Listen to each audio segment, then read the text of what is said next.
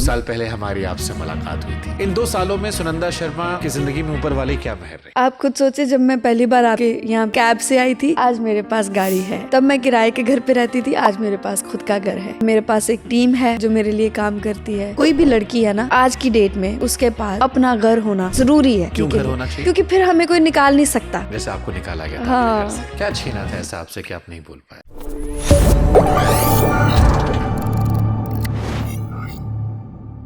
2 साल हो गए हमें। 2 साल पहले हमारी आपसे मुलाकात हुई थी जी। 2 साल में स्टूडियो काफी कुछ बदला है। मुबारकबाद सबसे पहले आपको, बड़ा प्यारा स्टूडियो है। जिंदगी में क्या बदला? जिंदगी पूरी पूरी बदली है। शुक्र है लेकिन उसका, बहुत बहुत शुक्र है। वो मेहरबान है मुझ पे, उसकी नज़र संवली है मुझ पर।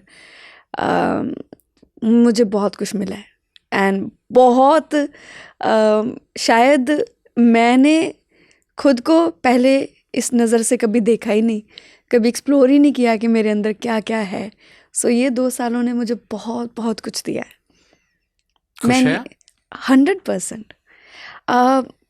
खुशी एक चीज़ होती है, सुकून एक चीज़ होती है। मैं सुकून में हूँ, इस वक्त सुकून में हूँ। क्या परिभाषा है सुकून की आपकी नज़रों में?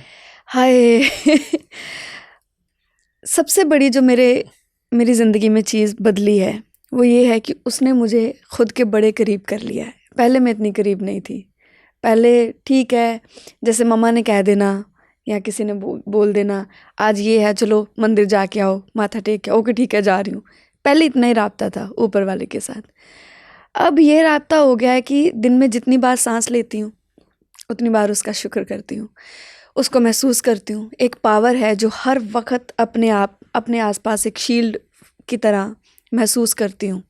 सो ये सबसे बड़ा जो मेरी ज़िंदगी में चेंज है, मैं ये मानती हूँ कि उसने मुझे खुद के बड़ा करीब कर लिया। 2 साल पहले जब हम मिले थे तो आप एक किराए के घर में रहा करती थी। हाँ जी। एक कैब से आप इंटरव्यू देने अकेले आया करी थी। हाँ। एक सिंपल सी लड़की, हाँ जी। जिसे देखकर हमारे दफ्तर में भी लोग हैरान थे, दुनिया में जब लोगों ने वो राब्ता सुना वो भी हैरान थे जी। इन 2 सालों में सुनंदा शर्मा की जिंदगी में ऊपर वाली क्या मेहर रही?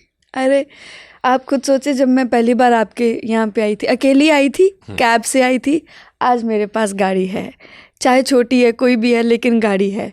तब मैं किराए के घर पे रहती थी, आज मेरे पास खुद का घर है। एंड अब मेरे पास एक टीम है जो मेरे लिए काम करती है, मैं उनके लिए काम करती हूँ। और बड़ा कुछ बदल गया है। उसने स्टेबिलिटी दे दी। सबसे बड़ी जो बात है, वो सबसे जिसको मैं इम्पॉर्टेंट मानती हूँ, वो ये होता है, कोई भी लड़की है ना आज की डेट में, मैं उसे मानती हूँ कि उसके पास अपना घर होना बहुत बहुत लाजमी है, ज़रूरी है, होना चाहिए। चाहे आप कोई छोटा घर रखें, चाहे बड़ा घर रखें, लेकिन आपके नाम का एक घर होना बहुत इम्पॉर्टेंट है। क्यों घर हर होना, लड़की क्यों के घर लिए। होना चाहिए? क्योंकि फिर हमें कोई निकाल नहीं सकता। जैसे आपको निकाला गया था अपने हाँ, घर से। है ना, कितनी बुरी बात है। फिर आपको कोई निकाल नहीं सकता, फिर वो आपका घर है। That's why. सब कमा लिया लेकिन आंख में आंसू आ गए घर से निकाले जाने को लेकर। हाँ। भूले नहीं हो आप अभी तक? बोलूंगी भी नहीं। कभी भी नहीं। खैर ये तो माफ चलती नहीं कर रहती पाए हैं। अभी तक किसको? जिन्होंने दिल दुखाया था? क्यों माफ क्यों करना है? किस लिए? दिल में बोझ रखे क्या मिलेगा? बोझ नहीं है कोई, माफी नहीं है।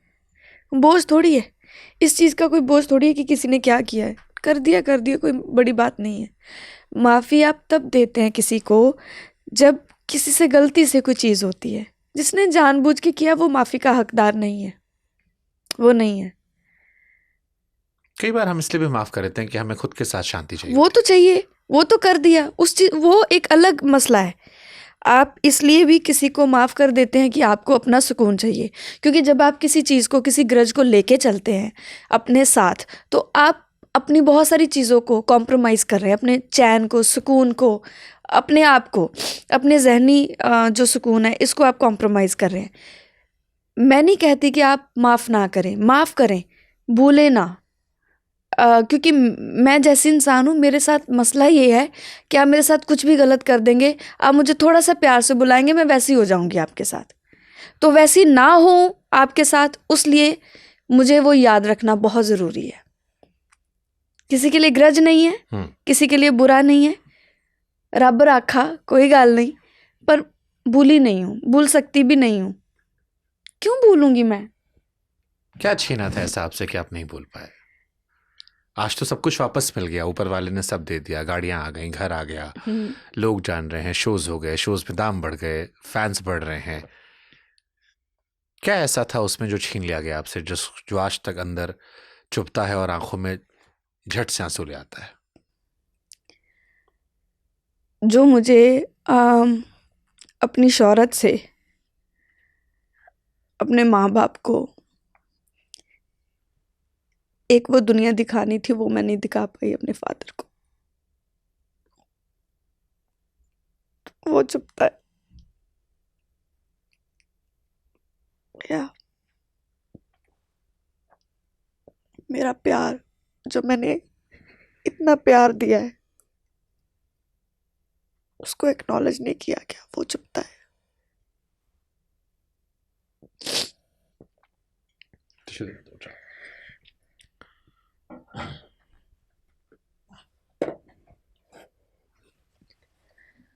आप जैसे नहीं हैं, आपको वैसा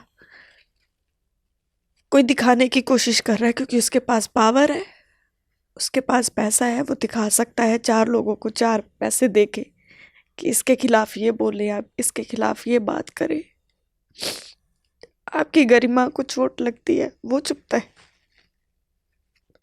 पैसा क्या है? पैसा कोई बड़ी बात नहीं है। आप ही के शो पे मैंने बात बोली थी और बहुत लोगों ने सुनी थी ये बात। पैसा कमाना बहुत आसान है, इंसान कमाना बड़ा मुश्किल है। आज मेरे लिए बहुत सारे लोग काम करते हैं, मैं उतनी वफा अपने आप के साथ भी नहीं करती शायद, जितनी वफा मैं उन लोगों के लिए रखती हूँ जो मेरे लिए काम करते हैं, क्योंकि उनकी वजह से भी जो मुझे उनके साथ एक सपोर्ट मिलता है, मेरी ज़िंदगी, मेरा काम आसान होता है, तो मैं उनको सबसे ज़्यादा प्यार करती हूँ। जितने भी लोग मेरे लिए काम कर रहे हैं, चाहे कोई मेरे लिए गाड़ी चलाता है, चाहे मेरे कोई बाल बनाता है, मेरा मेकअप करता है, लव देम। क्यों? क्योंकि उनकी वजह से मेरा काम बड़ा आसान होता है। मैं कदर करती हूँ, मेरी कदर नहीं हुई, वो चुपता है। बस। कहीं लगता है जिंदगी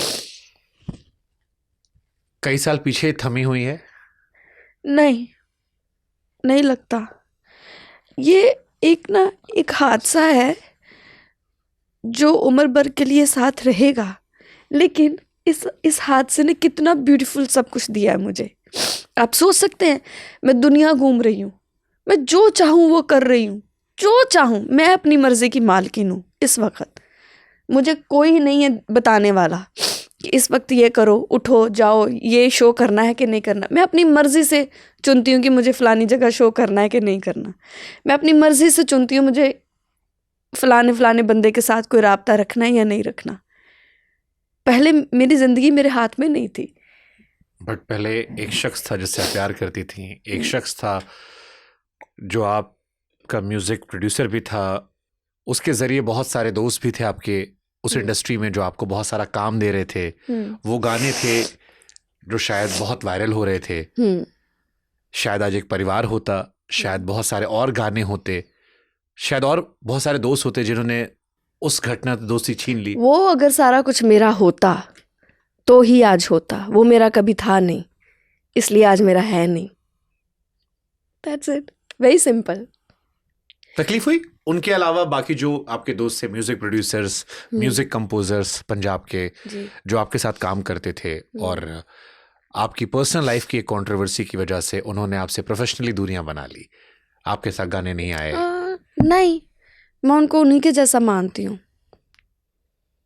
मुझे नहीं दुख लगता। दुख तो मुझे उसका लगेगा जिसका मैं कुछ सोचूं उसके बारे में, कोई इंसान है मान लो, और वो कुछ निकल जाए, उसका दुख लगता है।